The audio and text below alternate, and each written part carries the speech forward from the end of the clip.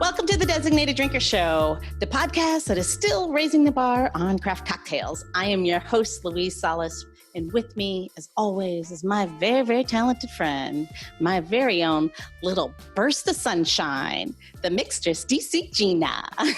Hi, Louise. How are you today? I'm good. How are you, sunshine? I mean, I don't know. We're hanging in there, right? We are. We're making big strides and hanging in there. So let's do that. Exactly. Yep. Bring a little positivity to the world because that's what we need to do. So let's talk about sunshine, shall we? Ooh, that's hard to say. Speak about sunshine, shall we? I've obviously not had enough to drink because I could still say it. We'll get there. So do you know that they say that the sun is actually your best source of vitamin D, and it has the ability to immediately brighten your mood.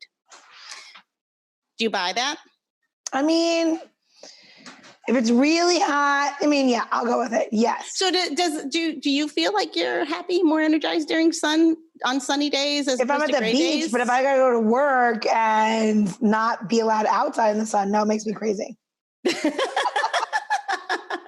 Well, I'm going to say that the sun definitely plays a big role in my mood. And I realize that after living in Hawaii, obviously it's perfect every day. I didn't realize how much I actually responded to it. But here's something that's a little extreme. This would give you going a really long distance to get a little sunshine or mood booster. In 2017, physicists created actually the brightest light ever produced on Earth. Apparently, some scientists out of the University of Nebraska in their, get this, Extreme Light Laboratory. Yep, Extreme Light Laboratory. They fired an ultra-high intensive laser called Diocles. And I don't even understand this, at electrons suspended in helium. And what they generated was actually a light that was 1 billion times brighter than the surface of the sun. Whoa. What I don't understand is how did everything just not melt? You would think that it would just obviously, these are scientists and I'm just a professional drinker and it's well beyond my paycheck. I would love to know you're going to wrap this one in. Go ahead. This is going to be the best wrap up ever. Go. Well, it's not a big leap at all. So speaking of things that can instantly light up a room. Oh, okay. And brighten your life. Let's welcome today's designated drinker, shall we? See, that was very easy leap. She is a broadcast maven, a lover of bacon, and the host of Midday Shenanigans, Poet Taylor. Welcome to the show, Poet. I'm so excited. Welcome. Yay. Love See, it wasn't a big leap at all, Gina. I thought you were going to tell me that Poet was like a physicist. And I'm like, God, she's had so many careers. It's crazy. How old is this woman? No, I know. I'm like, she's so young. When was she in school? A tale as old as time. Oh my gosh. What's going on? I'm excited to have you on the show. Your smile, man, it was the first thing I remember meeting about you when I officially met you. Like your energy comes through and then in person it's like, so just watching you on the screen, I'm like, I needed this. I'm like Ari Lennox, I need people. Vitamin D in all shades. But I am here. And given the current state of things and times, there's a lot to be said in that and with that. And I pull energy and strength on my worst days from that I am here to stand in the space of or in the space with. So thank you for having me. No, it's funny is the intros when I write them, they're always kind of silly and goofy. And, Gina's been everything from, you name it, cereal to a tadpole. I don't know. Gilligan from Gilligan's Island. But yours was just, I knew that I wanted to start the show with, even again, to your point, we are in some dark days and some really hard times. We're not going to pretend that that's not happening at all because that'd make us assholes. But the truth is, your energy, and I can't wait to hang out with you and spend time with you in real life because you're amazing. your energy, just like it is not, when you and I chatted the other day, it just comes through. It's something that just bleeds through in such a positive and radiant way. So thank you. Don't make me cry because I didn't use a lot of eyelash glue and I'm still figuring out how to put on my own eyelashes. Poke myself in the eye a couple times, but I'm getting there. I am thankful for just you welcoming me into this space and giving me a moment to woosah. My therapist will be very proud because she's always telling me to unplug. And, you know, those who give energy have to refill it. So I'm happy to pour into y'all, get it, pour into y'all, and then. Gotcha. I mean, we could just have a beginning. We have a little beginning. We're going to make a drink with Hennessy, but we could have a little, a little lubrication. It is that time of day. It Yes. is that time of day. So shall we, ladies, Sure. pour a little? Yeah, let's have a little. So Poet is a big fan of the Hennessy. I am, and I am drinking it this evening. So I'm gonna do mine a little bit neat, so we'll have a little sip of that in the beginning of this episode. I do love cognac, so this is a no-brainer for me. I'm actually drinking the Hennessy Black, which I love. It's a nice blended. You know what? I am a fan of Hennessy Black. I think Hennessy White is probably my favorite. I like to chill it, give it just a little zest of lemon, and then I'm excited about life. Yeah. I mean, cognac is a beautiful spirit in itself. But so I had to go get another little vessel to drink out of. I thought taking a shot of the jigger was just too much for me. I put a little bit of ice in mine and I'll just sip it. But that's what I did, though. I was just going to be a thug about it.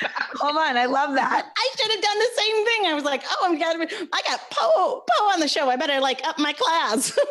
Listen, I don't want y'all, listen, my sugar is sitting in a container that I'm sure I took from somebody's great restaurant before I couldn't eat there in the flesh. So I'm not worried about any of that. As you get to know me, you learn very quickly that I am my mother's daughter, and I have always wanted people to feel very comfortable around me. You walk into my house, you're gonna take off your shoes and get comfortable, might even help yourself to the bar, and I wouldn't bat an eye because that's what home to me is. So feel comfortable. I just unbuttoned my pants and leaned back. I was like, people can't even see the bottom of me. I ain't even have to put on pants for this. I did because I want to be classy, but I did. I learned my lesson about just that. in case you had to stand up. Hold on. I did. Wait. 100% be real careful about Zooming and not wearing pants. Because when you're in a conference call and someone excuses themselves and they get up for a minute, and they didn't realize they didn't have bands on. That's a weird thing. They forgot. So, You're like, I'm going to be very honest, and I'm going to tell you right now, as a person that is probably the co-founder of the No Pants Party, you know you don't have a no pants, little freak, little nasty thing. You know, especially men. You got extra company down there. We clammed up. So it's kind of like, but you know you don't have on pants. You want Did you just say, wait, hold on. I need to stop. Did you just say we're clammed up? Yeah. You know how they say jam out with your clam out?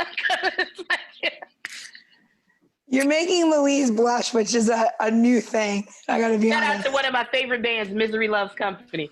That was one of their chants, jam out with your clam out. I was like, ow! It took me a while to get it, but once I got it, I was so good.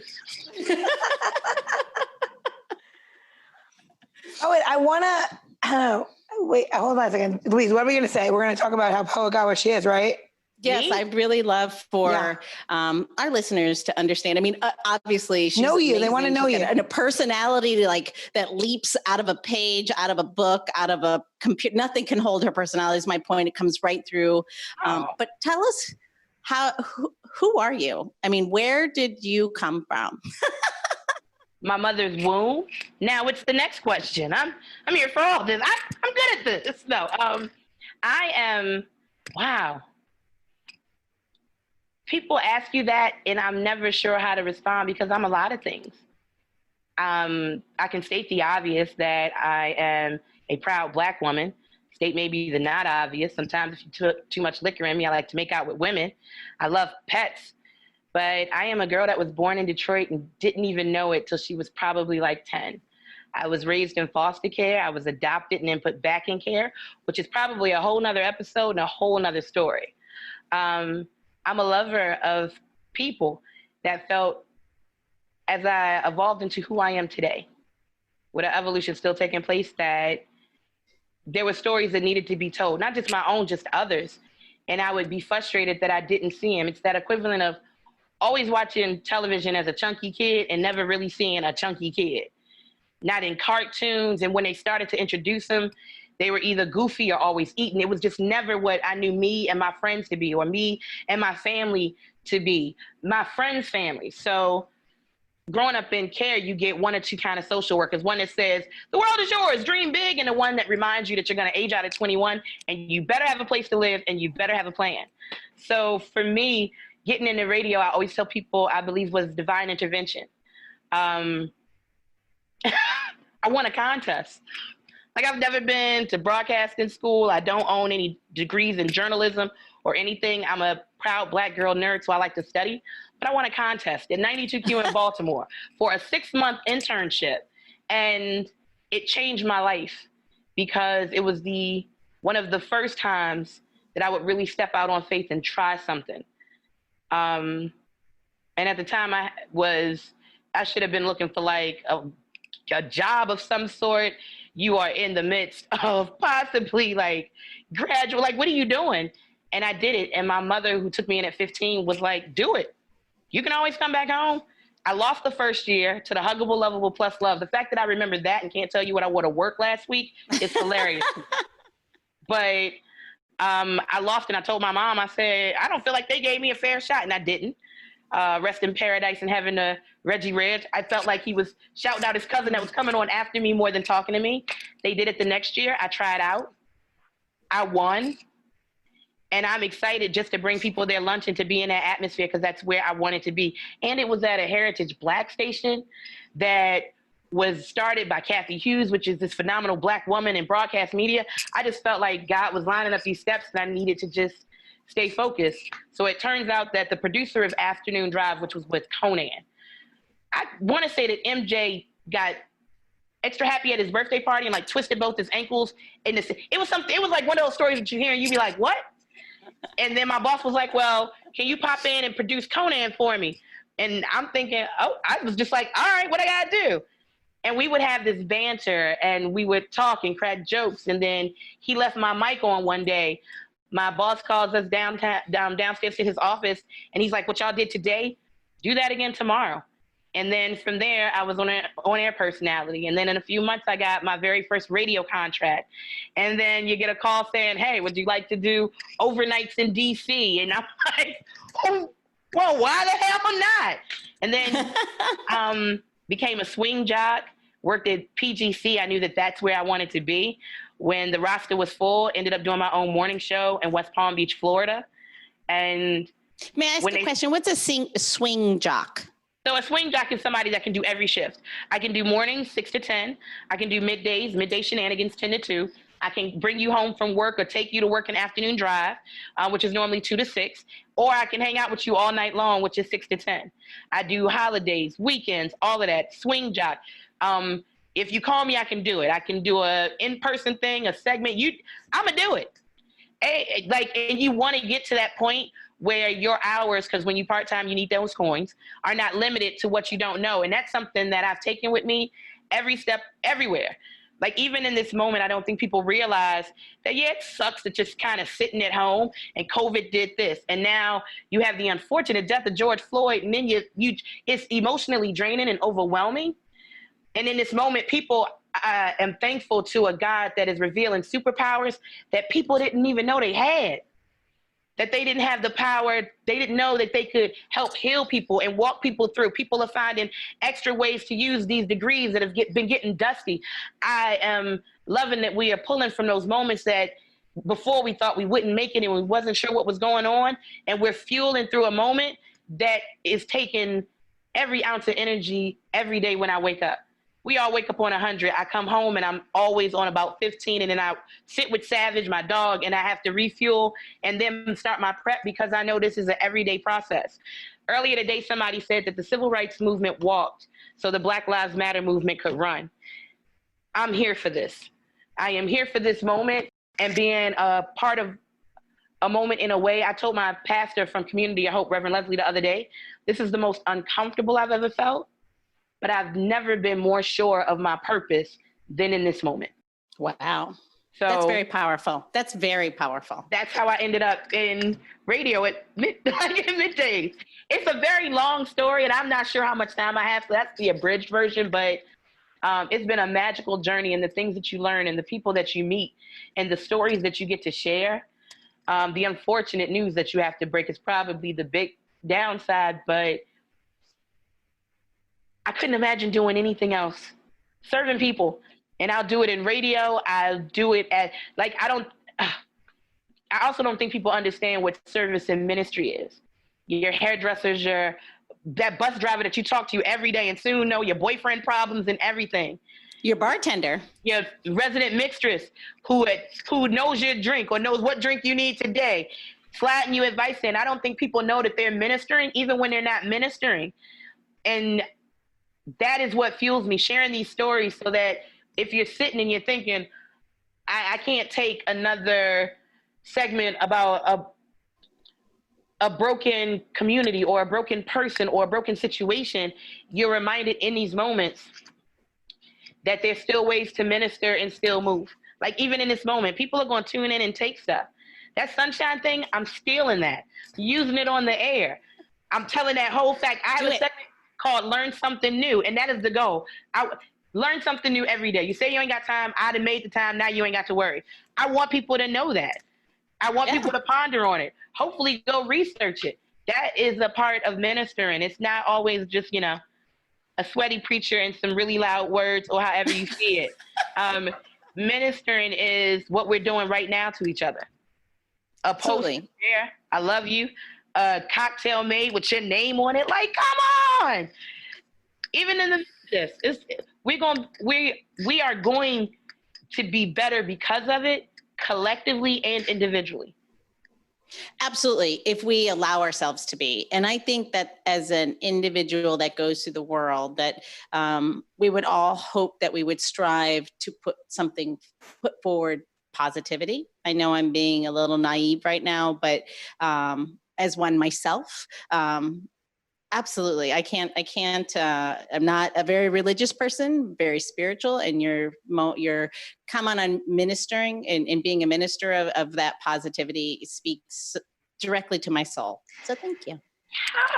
Poet, I want to say this.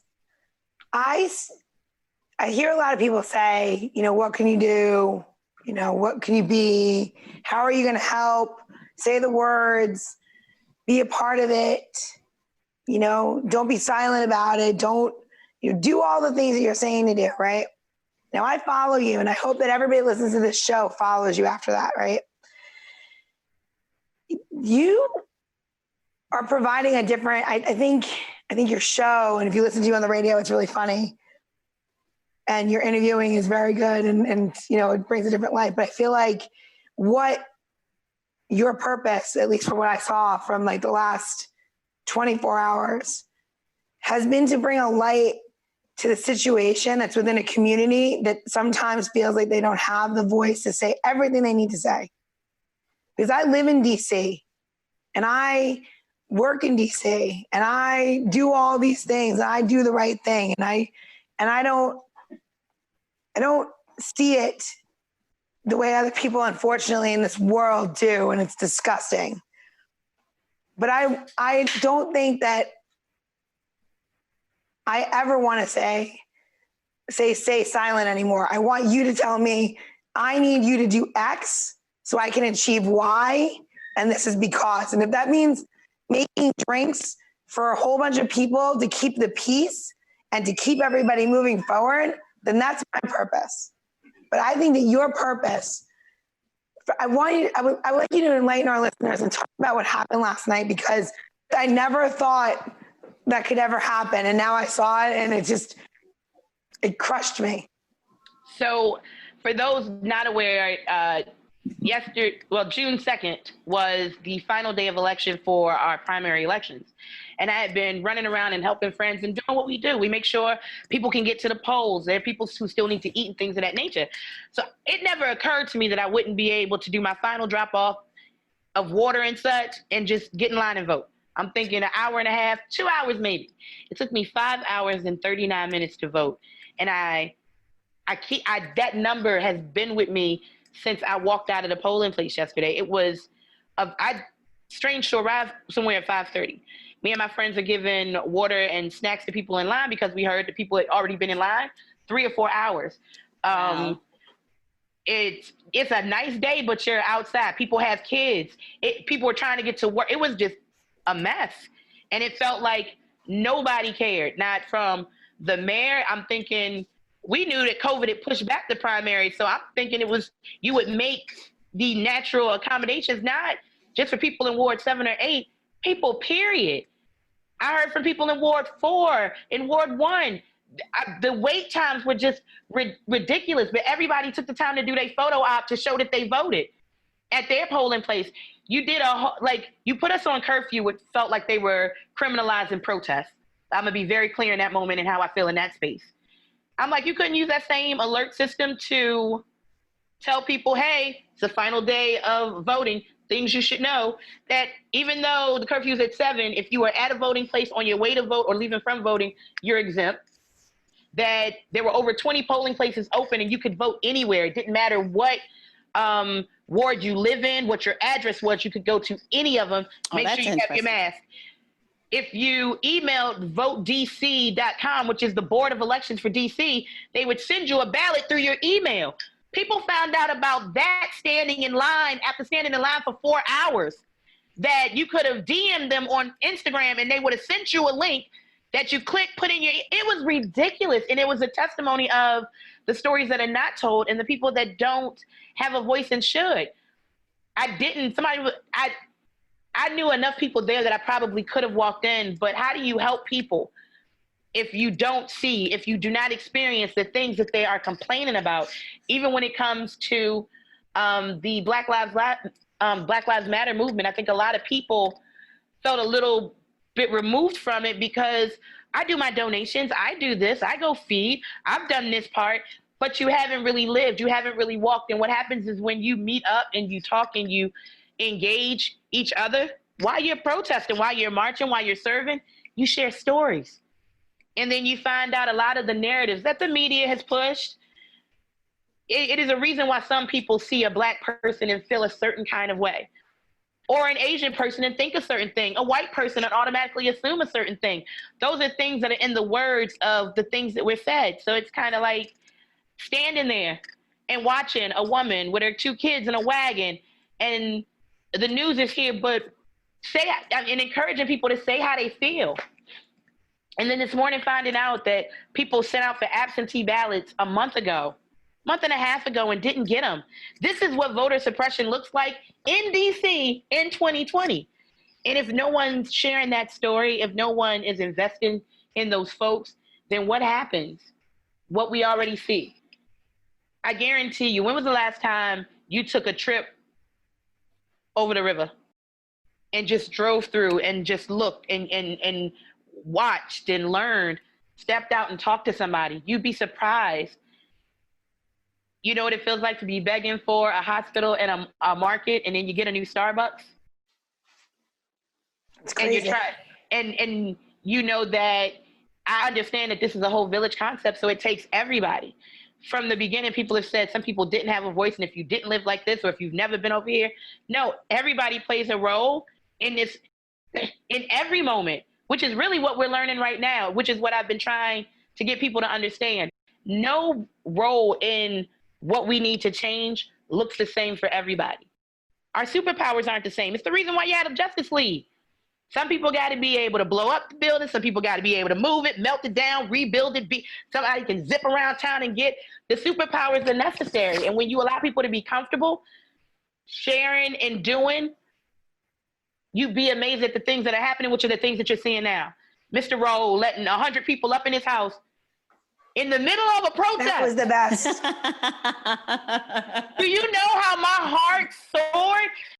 Find the silver lining, even if you got to get down and it's only a slither this big, find it anyway and give thanks to it and for it.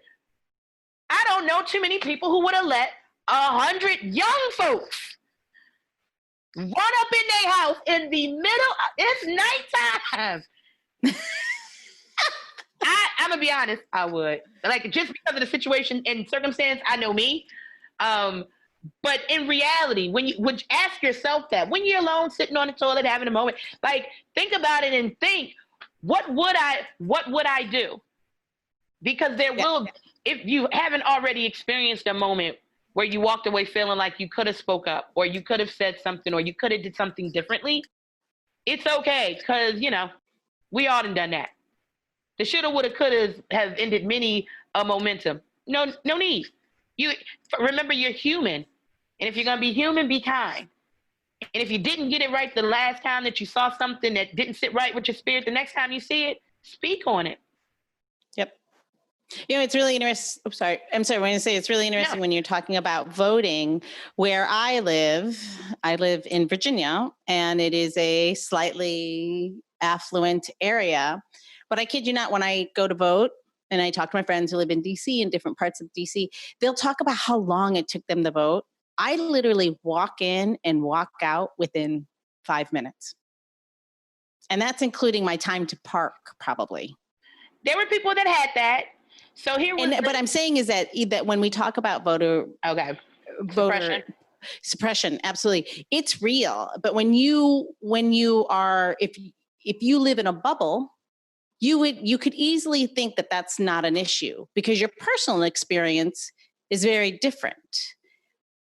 It's a naive space, and admittedly ignorant space, but it's a real. I mean, it's absolutely an issue that we are facing now and have faced for a long time, and will continue to face, especially in our next election. You know what? I'm not gonna let you knock yourself up for it. You live in your bubble, and there are people that live in theirs. When I was out voting last night, there were people telling people this was a part of the process. So there's a bubble two ways. If I've never experienced that Virginia type vote, then I begin to believe that I'm always supposed to stand in line 8 hours. It's always supposed to take this long. So understand that bubble works in multiple tribes throughout this village. So what happens is when your friends from DC say, hey, this is how long it took me to vote, and you're thinking, well, it only took me here, that's when y'all have a moment to create something special. So what are we doing in Virginia that we're not doing in DC? I get that DC is this and we are a state and we sit here, but are there policies? Did y'all start sending in absentee ballots in January? What are some things that you do that are obviously successful because here you are, so that maybe we can come and implement them, even if it's over time, to get to that space? That's what happens when we start sharing our stories and our experiences. The other would, well, there's no other. That's it. Share your experiences and watch what happens. I think a lot of people don't know how to do that. You're giving something that's very, it's a raw emotion experience, feeling. It's raw. And being able to let your guard down and say it is probably one of the hardest things that people can navigate. They find exposure, because that's exposing yourself or underbellying yourself, to be a weakness, whether it's because of anything, any life experience. I don't, but people don't share for that reason. I'm not sure if that's the only reason. I think people don't share because when they do, y'all drag them through the mud for it. You make them feel bad about it while asking people to respect the way that you feel and the way that you want to get down. Therein lies part of our problem right now. Everybody is yelling, this is me, this is how my life is, this is my experience, you need to respect it, while turning to their left or the right and telling somebody who's shouting the same thing that they don't get to have that same platform and don't get to say those same things. Transparency is the key to life. And I think we've given ourselves a lot of excuses to be mediocre and not share, because we find ways to express all our other feelings. We ain't got no problem telling people the things that they could do better and get right. So a lot of those are only your spouse, personal, like us things. And it is on both sides. I'm an advocate for cheerleading for yourself like you cheerlead for everyone else. You'll tell your girlfriends in a heartbeat, your homeboys, your bae, you got this, go do it, Al. You've been sitting trying to get this memoir together or this new liquor combination that I'm trying to put on the market, and will beat yourself up and remind yourself of all the times you failed before. You never pour that into somebody. So as cliched as it sounds, a lot of this is about treating people how you want to be treated in real life and not because it sounds good. And then that self-love and how you see yourself is another part of this conversation. The more therapy I had, the more I loved myself, the more I loved people, and it changed the way that I engage people. So it's hard for me to make fun of people and talk about people and down people because you start to understand that sometimes that shirt got stains because she's sleeping in her car, but just trying to make it through and come to work. Sometimes them edges of them nails are rickety because this is also what I'm experiencing. And a lot of times we don't even dial it. We won't even bring it there. But the reality of it is life is happening to all of us all the time. And how do you want to deal and what do you want your mark in this moment to be? I'm not in the habit of so much teaching as I am sharing. People receive sharing a lot easier than they do somebody telling them what they need to do. I just want to give you a few ideas. You feel like you're doing nothing at all? Check your group text when they throw that N-word up in your group text or make a joke that you know not right. And instead of just not responding, being like, dude, I delete this whole shit right now because you know it doesn't feel right. When you are in the store and you see the situation going down, and instead of thinking, well, they do that in this neighborhood, or you think to step in and be like, what's going on? Because sometimes it's just the simple fact that I may not be able to articulate what I'm going through or what I need to express in a way that's understandable for where I am because I'm already being judged. So it's about when you're in those spaces, standing up in those spaces. That's how that works. Yesterday, people went out and passed out water. They didn't belong to any kind of groups or anything. They didn't know how to help. So I'm gonna help the people that are doing this work. My girlfriend dropped off these little mini first aid kits. We're gonna make care packages for protesters. Maybe you aren't going to protest. That may just not be your thing. I'm not gonna make you feel bad for it, not going down you for it. But I'm gonna tell you some ways that you can get in where you fit in. Oh, what? Can you come throw a happy hour for the Board of Election judges that work 14-hour shifts with no break? And that's a part of support and helping. That's a part of helping, even though you may feel like it's not putting up a PSA. Well, okay, let's put up a PSA, which is what I've been explaining to people. You got to let people be very comfortable in how they move into it, but welcome them into it and allow them to make mistakes on the way as they learn it. Research it. Get a comfortable friend. Girl, y'all know y'all can call me. Call me. Like what you need. Let's be like that, because I'm going to reach out and I'm going to ask. I don't know what it feels like to be a white woman or to feel like people are always coming at you. You might have had some experiences that make you feel like this is legit how you feel and how you want to rock out. But if we're not engaging and not just saying, here's mine, but what's going on with you? Why do you feel that way? And maybe I can't change your mind, but maybe we'll walk away from each other apart and have a better understanding of why people are doing this or acting this way or responding in this way. And that's all I try to show through my showing on my social. I'm human. I talk to my gut, Edgar, and I sit with my mom. And I've marched, I've protested, I've been angry, I have cried. A friend of mine who is young had a heart attack last Thursday and died. Life is happening to all of us all the time.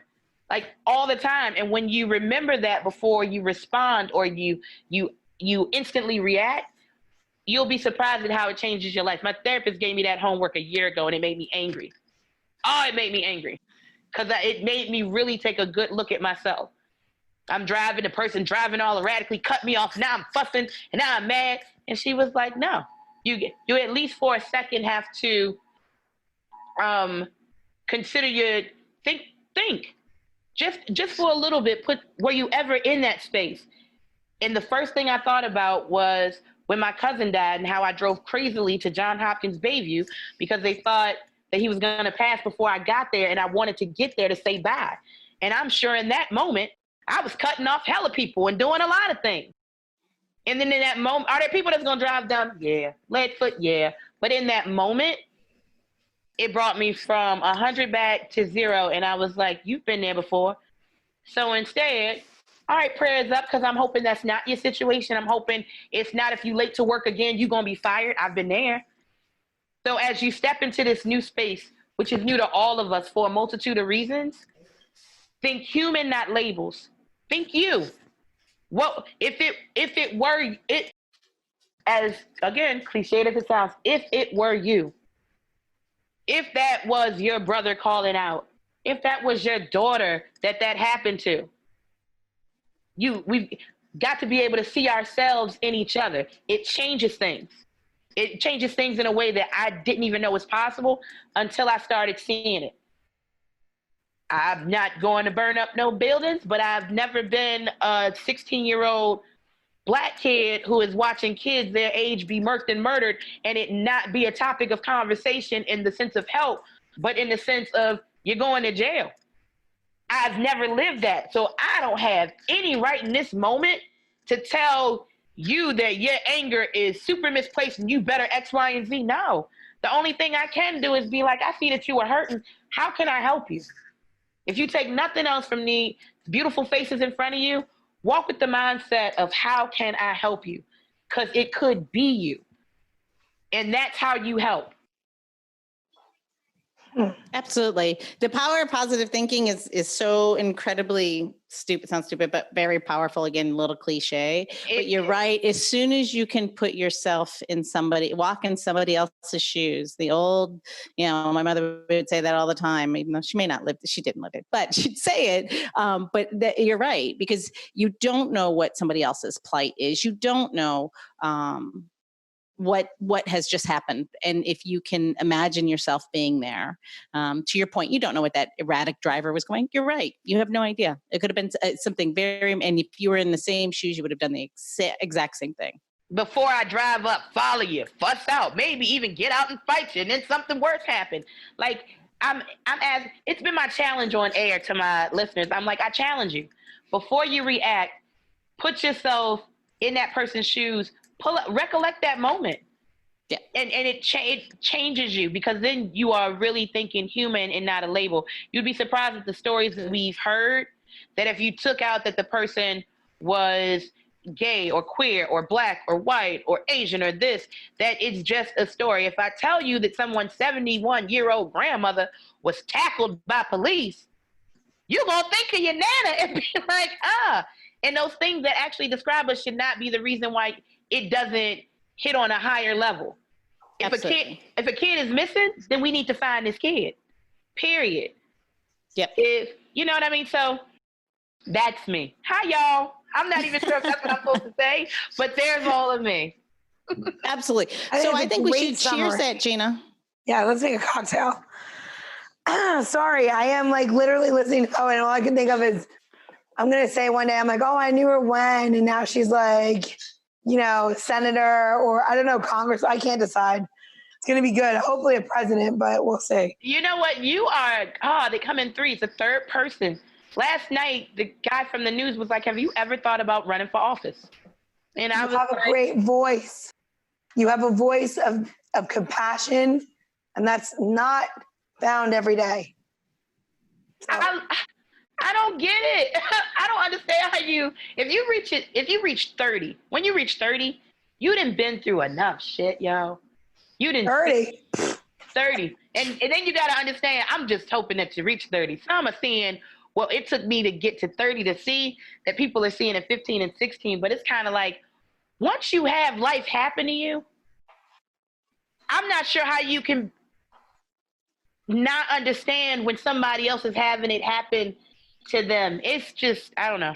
Are you only 30? Is that how old you are? Oh, no, I'm older than 30. Okay, I was going to say, because your stride only begins at that age. So I would love to see what's going to happen before the 40, because that's when all of it happens. Getting people to want to take that next step every day is a challenge that we are all faced with, because we're all connected.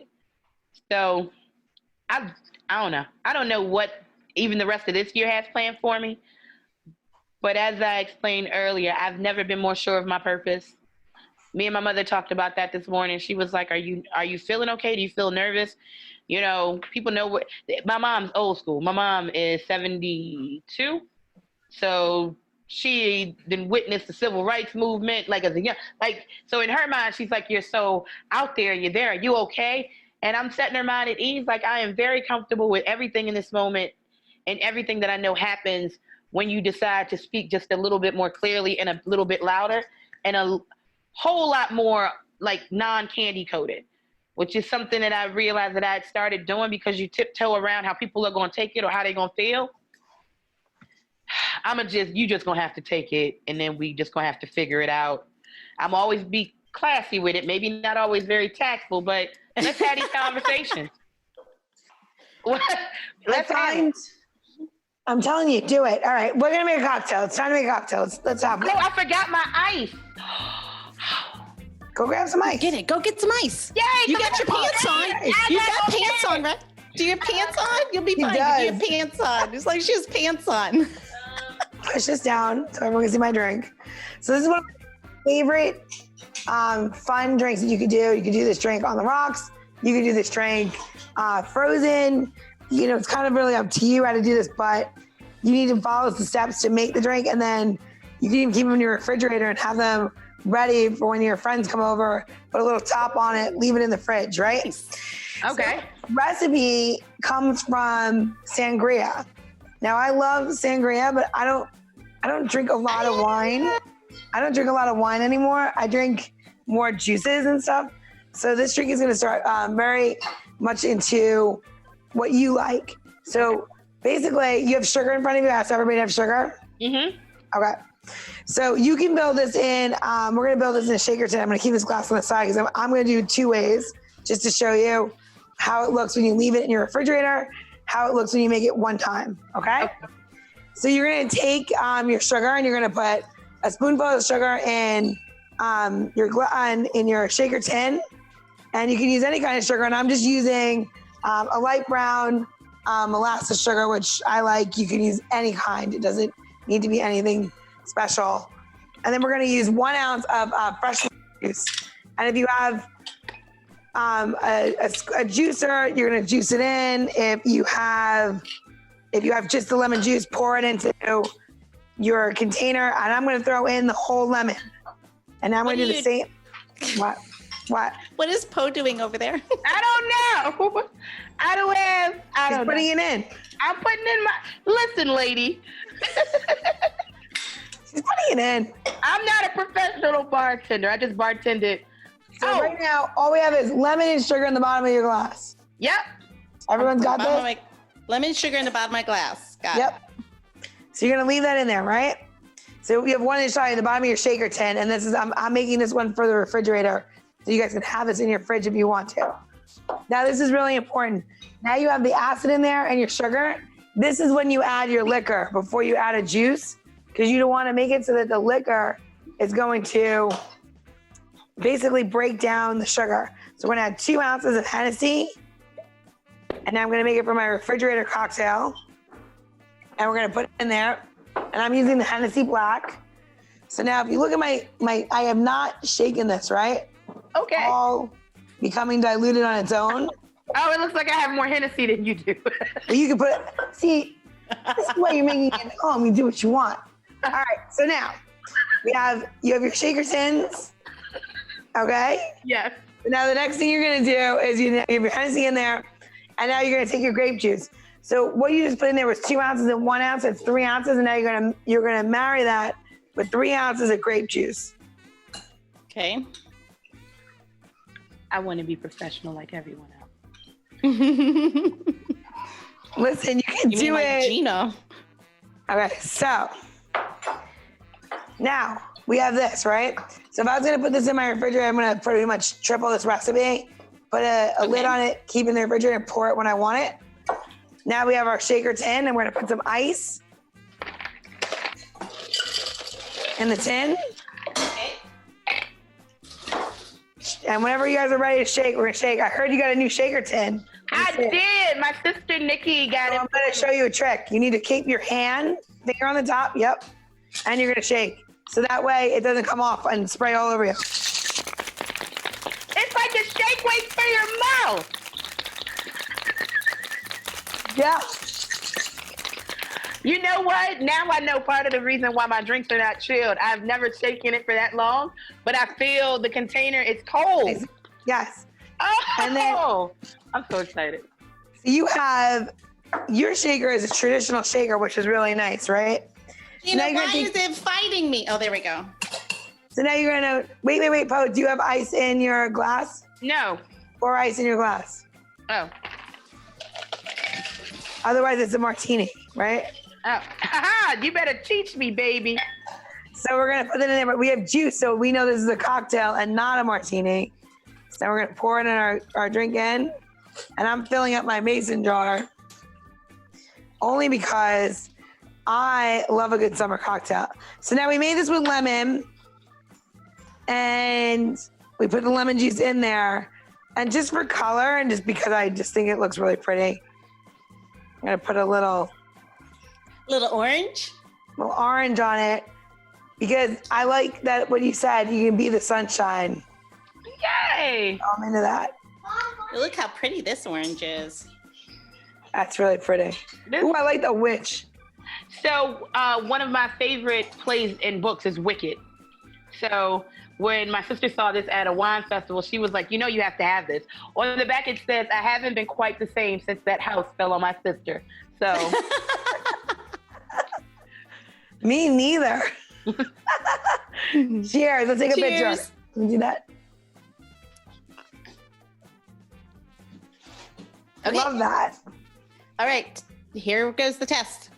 Hopefully I know what I'm doing. Oh my Lord. That's really good. So easy. Throw that in a blender, same amount of ice, and it's super easy, especially if your friends over, you make it in a pitcher form. And I'll give the recipe for pitcher and single cocktails. Oh, great. You can you make this ahead of time, keep it in the fridge. Such an easy summer, delicious, easy like sipping cocktail. But it's all about the measurements on this one. Otherwise, it's going to be way unbalanced. This is good. Like the world, it's all about the measurements. You got to keep it balanced. All about balance. Cheers to that. This Cheers. is so good. Ah, I'm going to make this for people. I'm going to give it a name. What should I call it? Gina always comes up with some good ones. I think, we just call it Ain't No Sunshine When You're Gone. That's one of my favorite songs ever. I love that song. Yeah, it's one of my favorite songs. Like you had 10 songs and you are on an island. That's one of my 10. Ooh. What do you got on that list? What's one of your songs in the top 10? Give us one. Family Feud by Jay-Z, who's not my favorite person right now, but I love that song. Gotcha. Gina, what you got? It's kind of always, I don't know. It goes back and forth for me. So like, I think, I can't think why the songs that, James Taylor, I can't think of the name of the song. It's one right in my head. Beautiful. What? Is that, oh no, you said James Taylor. Yeah, no, it's this, God. I can think of all the lyrics. I can't think of the name of the song. Anyway, it's a song that I like. I think it's because like I, like going to the beach and stuff like that. So whatever. Oh, that's a good question. That's a nice playlist to put together. I'm trying to think. The beach or your island? Yeah. Beach from James Taylor. Hold on. We're phone a friend. My husband's making dinner. I know, but what is the name of that song? It's like, God, I'm going to think of it and text both of you and be so mad at myself. So don't worry. So for our listeners who are on their edge of their seat trying to figure out what's James Taylor Gina's talking about, song she's talking about, we'll put it up on the website and in our episode notes. Alcohol. Look at my face. So Gina, what's that website we're going to send them to? I don't know. DesignateDrinker.show. Wait, what was that? DesignateDrinker.show. So you cannot give me Hennessy and think I'm going to be answering questions that are correct.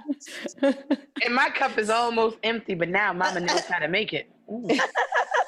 So the recipe for this cocktail, it will be at designateddrinker.show, plus all of the recipes from our episodes, previous episodes, all of Gina's magic elixirs, all those recipes will be up there as well. And we're going to have an added bonus, which we don't always have, Gina's favorite James Taylor song, as well as...